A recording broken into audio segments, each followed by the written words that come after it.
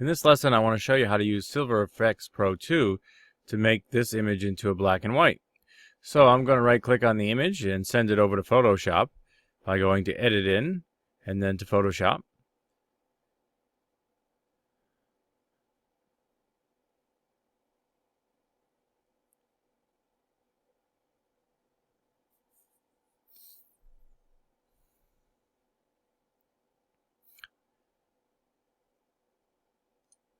I find that this is the best way to work with the Nik plugins because you can work with the raw file, and it can be the 16-bit full color.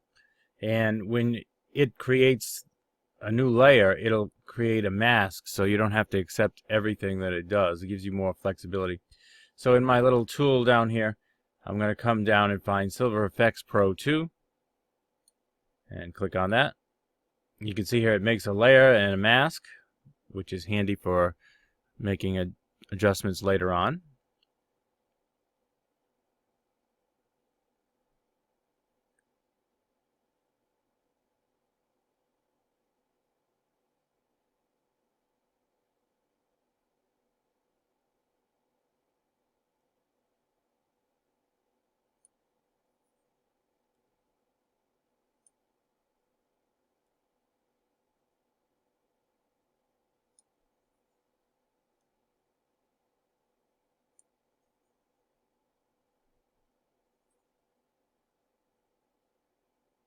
Okay, so when you come into Silver Effects, first of all, you get all their presets. They're in categories, but if you just want to see them all, you just click on the All tab. And then you can go through and see if there are any that you like that apply to your image. So I'll show you that again in a minute. As you go through them also, you have different views. So right now I'm just looking at the single image. And if I wanted to, I could click here where I could see the split screen, and I can move the split screen around to see the before and after. Or I can see the two photos at once to see the before and after. So if I were to click on a preset, I can see the difference. So for right now, I think I'll leave this so I can show you a few different presets. You can see which effect you like best. It shows you the preview here, so you get some idea of what it looks like. And if you need to see the details, there is a loop view down here. When you move your mouse around, it shows you what's going on zoomed in close. And try some brighter ones, some with more contrast. I kind of like that. That's push process plus 1.5. Then it can go real heavy. That's not bad either. I didn't think I would like that, but let's see. Plus 3, plus 1.5.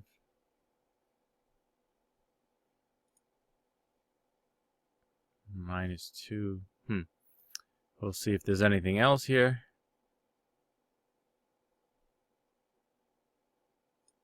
How about wet rocks? Now that's interesting too. Then we get down to some more creative film noir type things. I don't know if that'll work well for this photo. So I think that I like gotta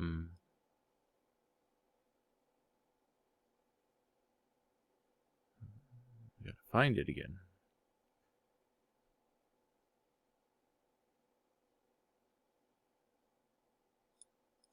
One of the ones I liked was the push process plus 1.5. And I also kind of like the one that really went minus 2. Let's see at minus 1. Minus 1 is interesting. Let's go back to plus. I think I'm liking the darker one now.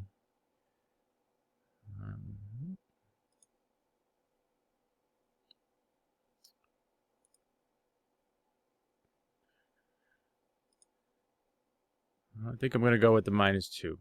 Alright, so the way I like to start is picking a preset that I like. Here you can see a different view. I can move the effect around, or I can go to the single view. And then here you can tweak how it's going to look. So you can adjust all kinds of things. I'll just play around with that for a second. And contrast, I think we got plenty of contrast in this.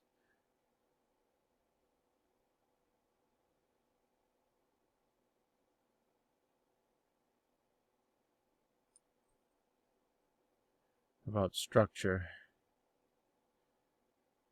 We don't want too much structure. We don't want to take away structure. Maybe just add a little bit.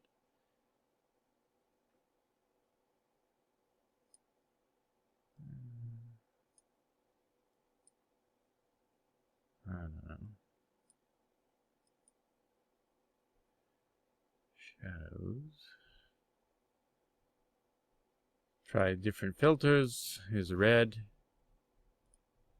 orange, yellow. Not much color in these photos, so not having a big effect.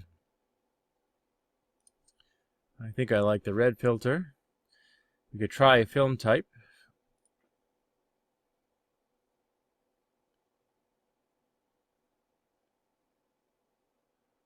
As I go over each one, it's showing me the little preview.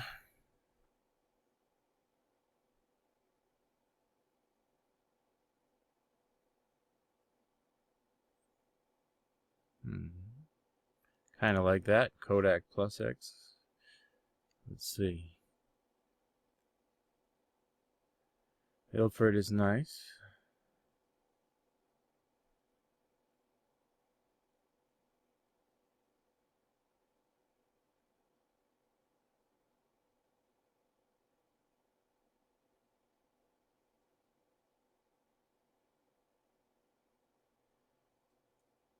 I think I liked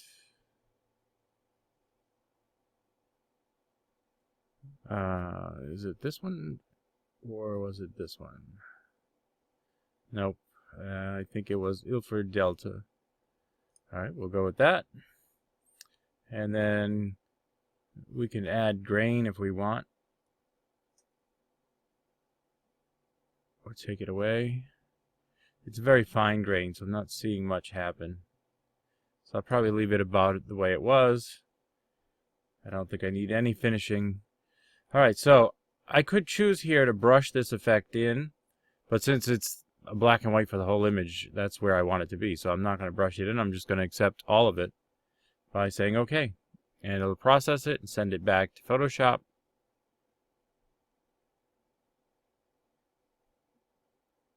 So here we can see the layer. Here is the before.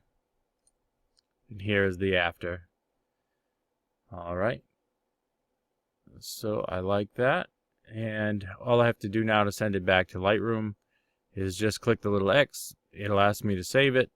And it'll send it back to Lightroom. So we'll come back to Lightroom, and here it is.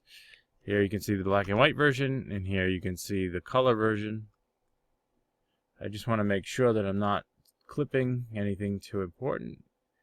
My histogram looks pretty good. We are definitely clipping in the blacks because it's a black background, but I think that in this case, having true black back there looks good. So that's the way I'm going to leave it, and that is the finished image. So I would suggest that you try Silver Effects Pro 2. I would suggest that you try Silver Effects Pro 2. It's really great for creating these black and white images. It's one of my favorite black and white plugins, and I think you can't beat it, especially for free. So give it a try.